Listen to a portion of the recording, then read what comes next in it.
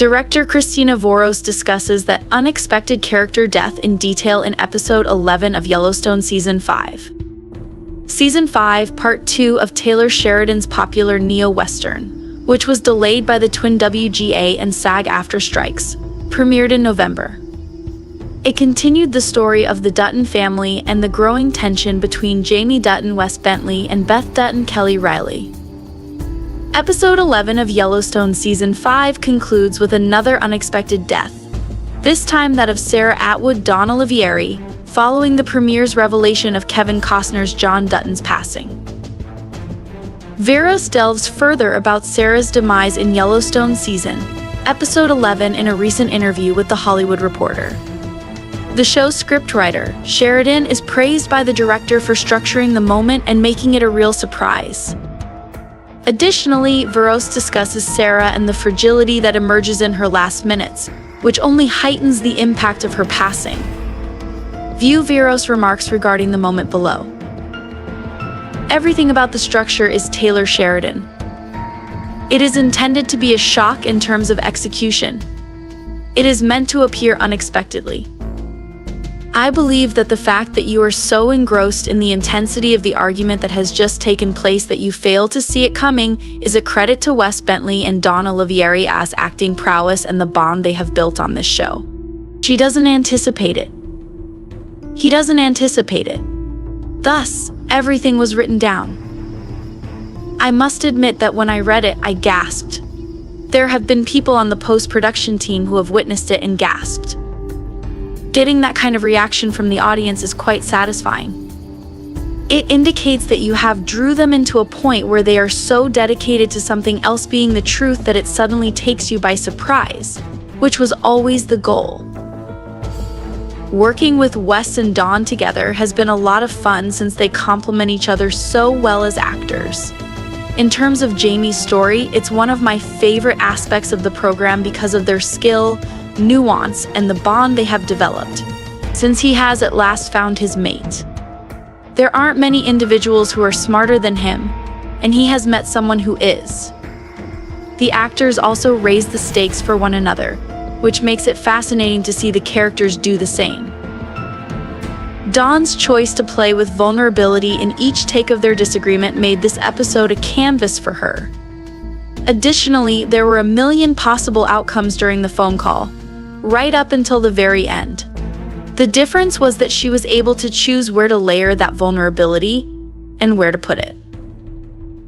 That's one of the things that makes the shock factor so strong. The fact that you're thinking, wait a minute, Sarah has feelings already shocks you. Is she sentimental?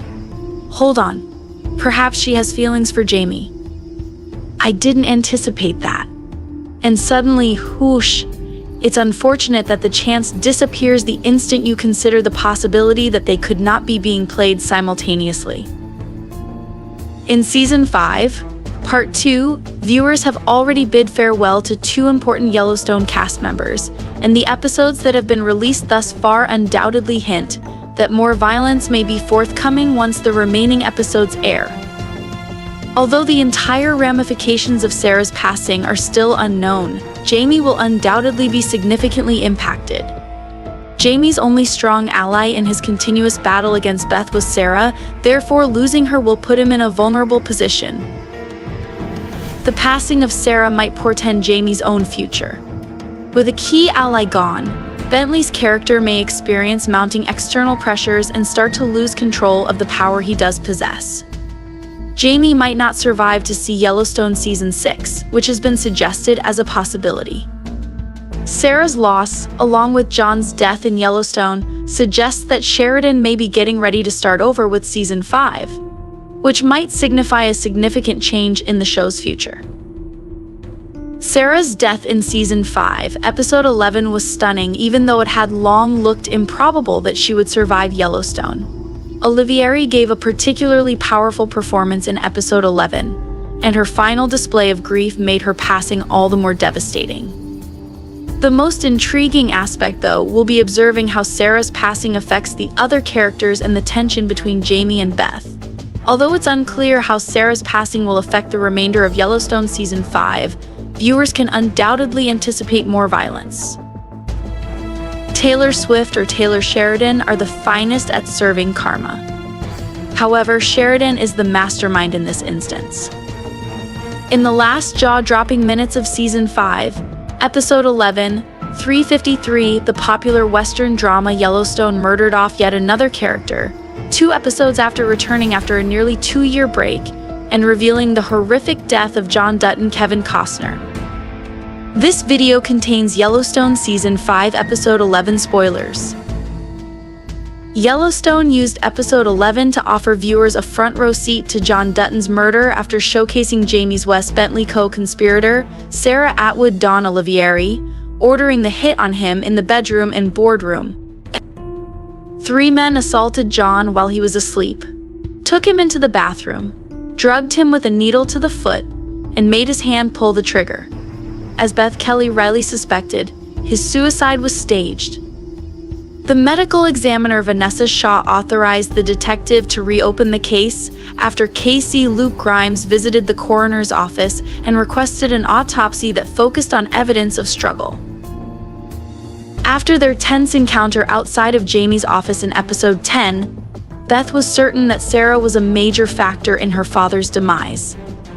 Sarah had no trouble telling Jamie that there was no evidence of foul play or their involvement in the patriarch's death when officials announced that John had committed suicide.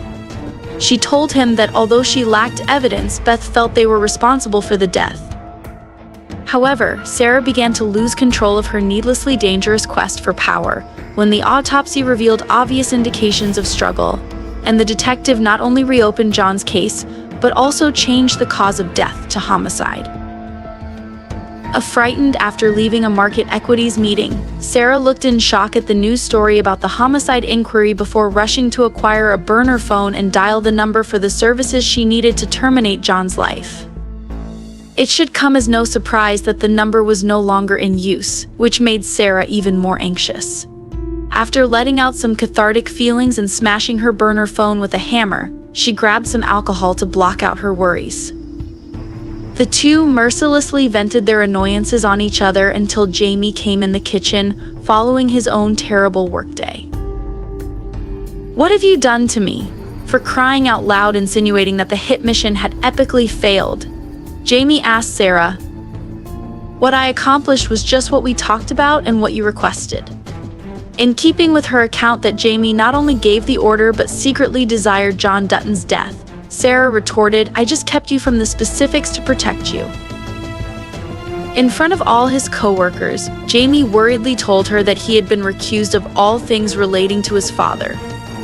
Sarah reassured him that the 47th governor was attempting to separate himself from him since he realized he couldn't defeat him in an election. Regarding the homicide inquiry, Sarah railed against the post-mortem findings, bruises, and murder weapon, asking, "What evidence do they have?" He was 68 years old. Begin to think like a damn lawyer.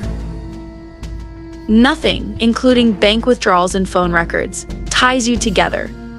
She emphasized that the majority of Jamie's charges are accessory after the fact and impeding justice, adding, "You knew nothing and did nothing. And did nothing. You took it for a $6 million investment deal that will be worth 3 times that the day construction is complete," he said, when she dared to claim that she had assumed all the risk for Jamie. Jamie lost control and slapped Sarah across the face as she returned his cheap shot. As Jamie sobbed as he comprehended the escalation, Sarah smacked him back, yelled some more, and rushed out. Sarah's phone rang just seconds after she left the house and drove off. "That didn't take long," she replied, correctly presuming Jamie was calling, and answered. After he expressed regret for his inexcusable behavior, she reassured him that he needed to start believing in himself and trusting her. During a phone call, a car drew up next to Sarah, and the woman in the driver's seat respectfully yelled, "Excuse me." It appeared as though the catastrophic combination was back in action. After the driver asked for directions, the man in the passenger seat gestured for Sarah to lower her window and said, "Are you Sarah Atwood?" Sarah said. "How would you know?" while Jamie was still on the phone. The man pulled out a revolver and killed her before he could respond. After hearing everything, a heartbroken Jamie yelled, "No," and went into a tailspin before phoning 911 and sobbing. Suddenly, Sarah was held accountable for her part in John's demise. For the next week, Yellowstone fans will be wondering, who ordered the hit on Sarah in episode 10? Casey was asking about Hitman himself. So your first thought might be that someone on Team John, like Beth and/or Casey, got their revenge. However, it's also possible that the man Sarah hired learned about the suicide to homicide cause of death swap and decided to be proactive and tie up loose ends in case Sarah decided to talk. If so, Jamie's assumption that Beth is responsible for Sarah's death could make matters worse for the Dutton siblings. In the end, we'll have to wait and see what the final 3 episodes of Yellowstone have in store. However, as the preview for Season 5, Episode 12 makes clear, Jamie isn't exactly innocent right now. Both his father and his business partner girlfriend were killed.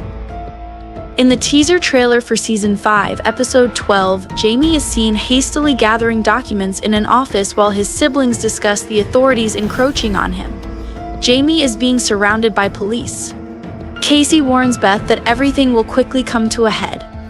Jamie will divulge all of our father's secrets if he is arrested. A worried Beth responds he will destroy this family's reputation to preserve his own. Will Jamie's siblings or the police arrive first? We don't know, but we do know that while we wait, we'll be viewing this teaser repeatedly.